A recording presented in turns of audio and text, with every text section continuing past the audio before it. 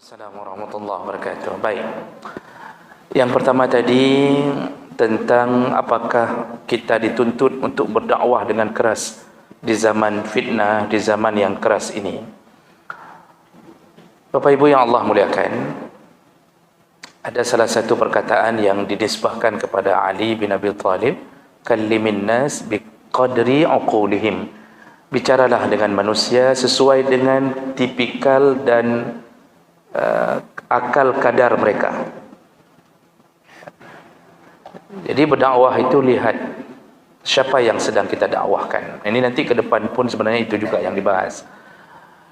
Apakah harus keras? Tidak. Tidak selamanya keras dibutuhkan. Ya. Keras itu hanya dibutuhkan ketika kita lihat orang yang mungkar mempertahankan kemungkarannya. Di situ baru harus keras. Awal-awal dakwah tidak ada yang disuruh dengan cara keras. Tidak ada. Nabi SAW ketika mulai berdakwah, beliau berdakwah 3 tahun diam-diam dengan sesama pengikut yang minoritas.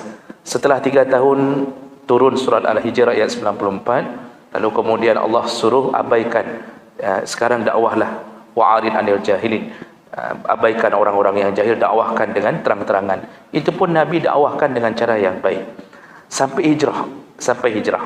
Nabi tidak pernah menyuruh untuk membalas, memukul, tidak pernah menyuruh mencaci, tidak pernah. Lalu Nabi mengalah, Nabi hijrah ke Madinah. Di Madinah Nabi mulai berdakwah terang-terangan dan sampai ke perjanjian Hudaibiyah. Itu siapa yang melawan baru Nabi memeranginya. Karena tidak ada perang Nabi kecuali dimulai dengan perang. Di situ baru dakwah Nabi dengan keras. Baru Nabi mengatakan kita berperang karena mereka telah melanggar perjanjian Hudaibiyah. Baru itu terjadinya perang-perangan seperti itu. Jadi Bapak Ibu, maka Allah tidak selamanya keras itu dianggap baik dalam metode dakwah kecuali dengan mereka yang sudah mempertahankan kemungkaran. Kalau dibilang orang paling keras zaman ini, tidak ada yang sekeras Fir'aun. Kerja Fir'aun itu mendakwakan dirinya Allah, dia Tuhan. Dia bunuh semua Bani Israel. Bani Israel dia pekerjakan jadi budak. Ribuan mati dibuat olehnya. Keras sekali Fir'aun. Tapi apa kata Allah kepada Nabi Musa dan Harun? Izhaba ila Fir'aun. Kalian berdua menghadaplah ke Fir'aun. Faqula lahu qawlan layyina. Bicaralah dengan Fir'aun dengan pembicaraan yang lembut. Dengan Fir'aun disuruh lembut. Tapi kalau sudah membangkang, barulah Nabi Musa melakukan sesuatu yang lebih dahsyat. Jadi ini tidak benar juga seluruhnya, tapi ada posisi memang harus keras. Makanya keras ini dibutuhkan kerjasama dengan penguasa, dengan umara. Ini kita ini yang kadang-kadang melihat kemungkaran nggak bisa cegah, Pak. Harus kerjasama dengan para penguasa, dengan muspika, dengan militer, hancurkan. Begitu sudah kerjasama bagus, insya-Allah bagus. Maka kita sangat beruntung kalau ada dari penguasa yang saleh, mudah menyelesaikan maksiat. Kalau penguasanya sudah bermasalah, bagaimana mau menyelesaikan maksiat itu? Baik, jadi itu tidak selamanya dengan keras itu baik. Kemudian pertanyaan kedua, seorang pendakwah yang ada manajer, ketika kita telepon, manajernya yang jawab lalu menetapkan harga, apakah itu dibolehkan? Kalau harga yang ditetapkan memang kebutuhan untuk perjalanan, dia beli tiket sekian, dia pulang sekian, nanti makan, minum, sewa hotel segala macam, kalau sebatas hanya mengambil jerih sedikit saja tidak mengapa. Memang itu selayaknya, artinya nggak mungkin tanpa itu. Tapi kalau sudah memasang tarif harus 60 juta sekali tampil, itu padahal yang dibutuhkan cuma perjalanan pulang pergi paling habis 10 juta paling dengan kru-krunya, tapi mintanya 60 juta, itu sudah berbau profit.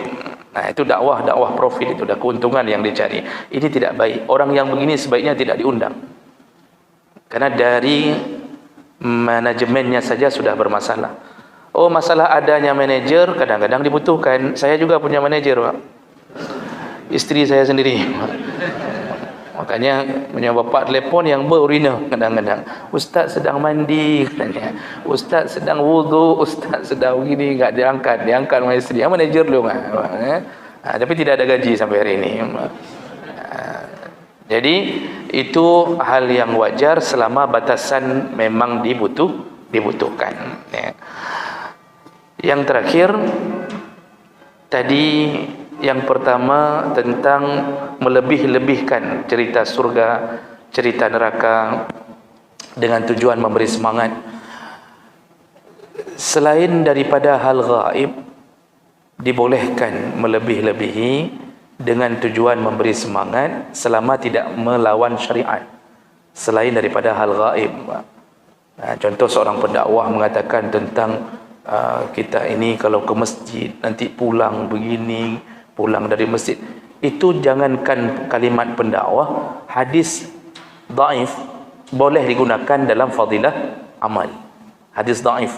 Hadisnya dhaif, memang saya tahu hadisnya lemah. Banyak masalah hadis ini. Tapi ketika berbicara tentang fadail amal, kelebihan semangat untuk beramal, ternyata semua ulama sepakat dibolehkan memakai hadis itu. Tapi syaratnya si pendakwah mengatakannya hadis lain ini hadisnya dhaif.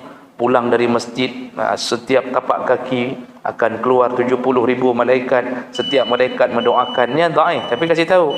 Tapi hal gaib yang sifatnya surga, neraka, malaikat, apapun itu harus ada dalil, baru boleh kita ceritakan. Karena menceritakan sesuatu yang tidak diceritakan oleh Allah, ujungnya adalah berbohong.